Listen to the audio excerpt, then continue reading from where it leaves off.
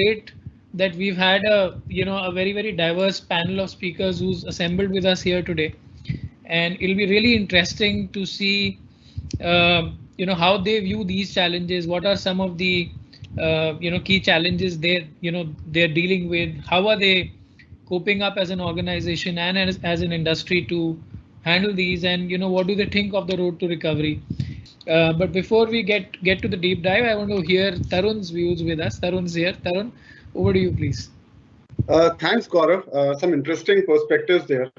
So both, I think a lot of it is already said by other panelists. So both professionally and personally, right? These are unusual and unique times.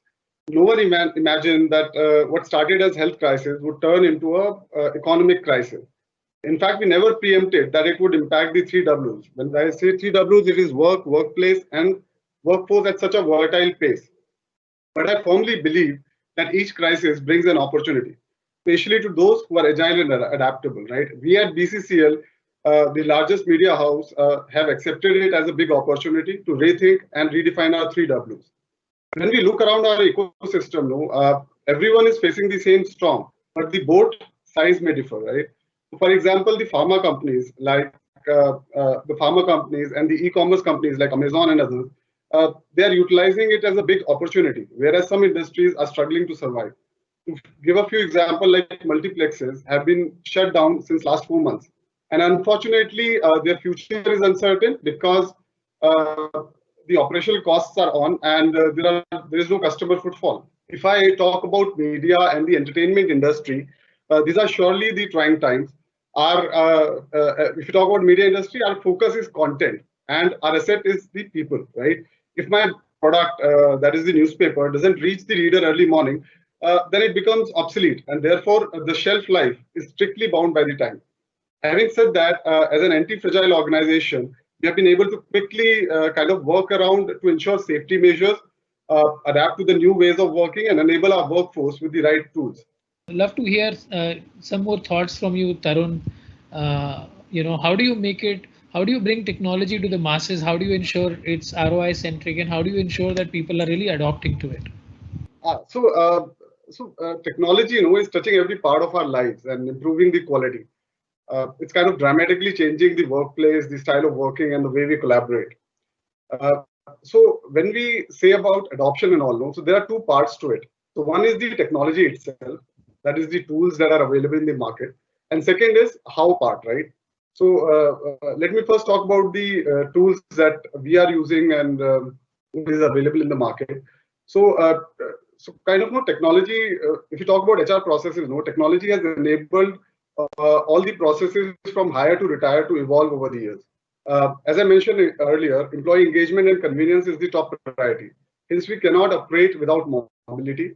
And we have a best-in-class HRMS, but yeah, obviously, when we talk about the best-in-class HRMS, it comes at a cost. But one of the solutions that are available, there are a lot of vendors and solutions available in the market, is the personal virtual assistant, or the chatbots commonly known as.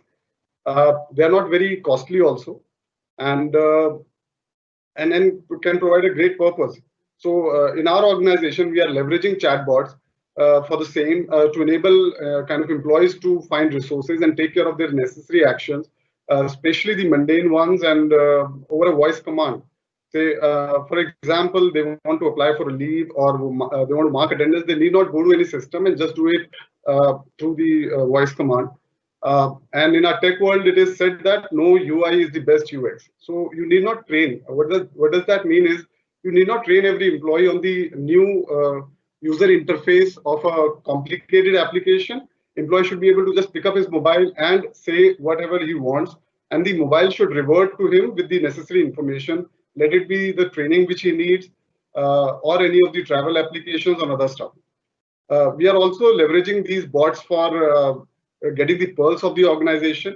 They reach out to the employees at different stages of employment life cycle and get their feedback on various parameters. And obviously, there are various analytics and dashboards available around it. Going forward, chatbots can also act as one of the most important touch points.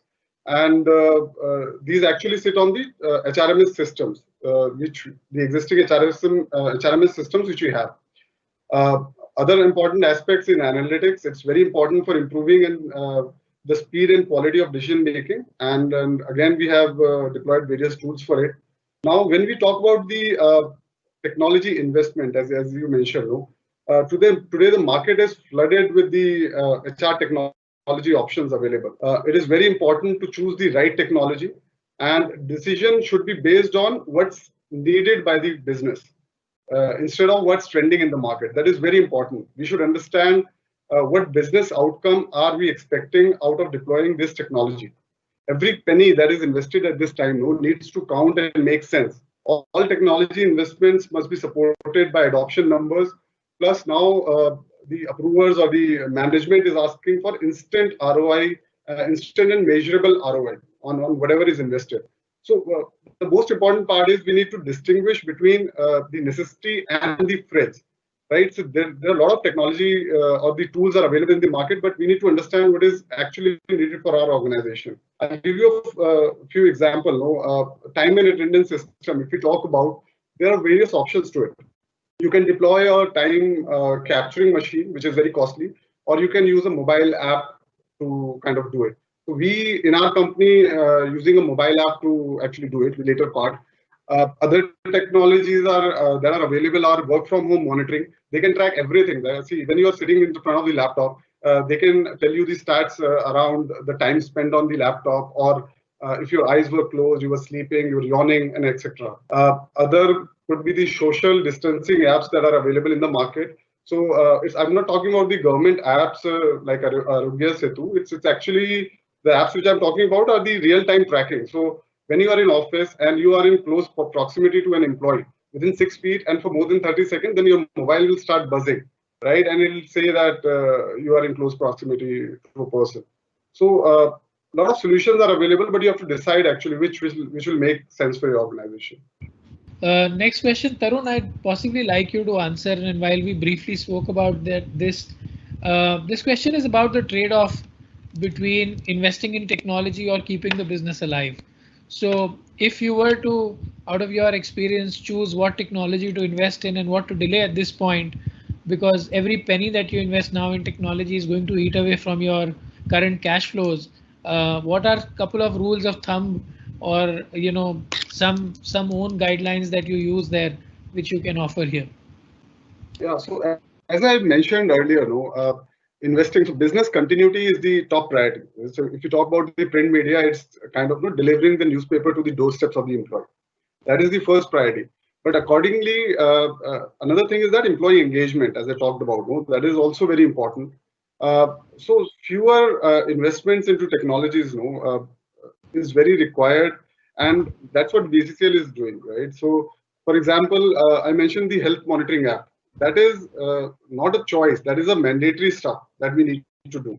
So some of the mandatory we need to actually differentiate between the frills and the necessities. So we should opt for the necessity and the necessary technology investments that needs to be done for the employee in the HR space and the business continuity as well. So, yeah.